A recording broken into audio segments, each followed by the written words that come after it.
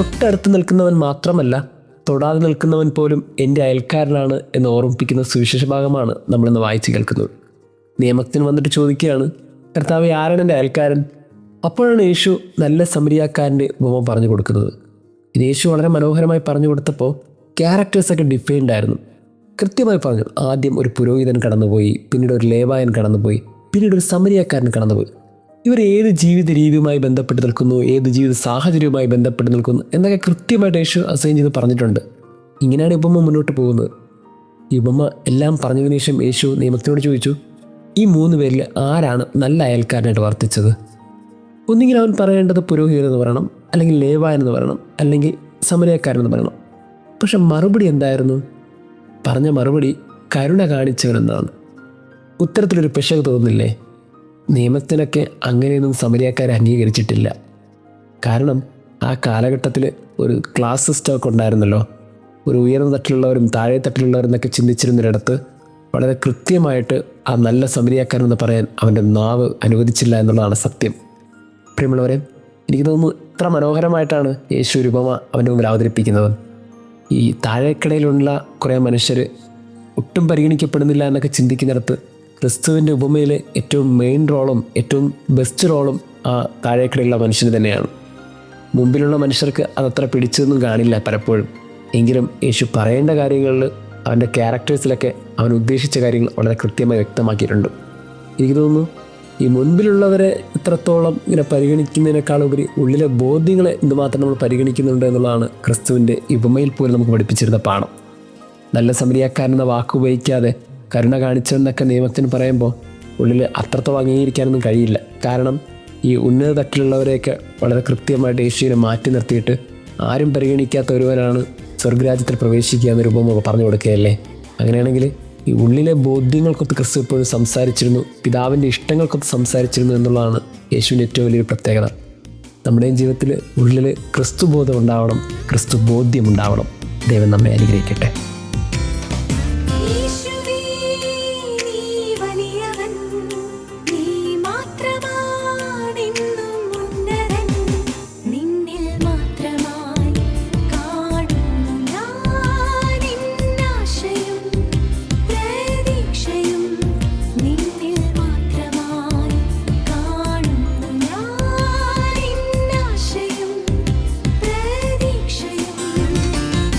യേശുവേ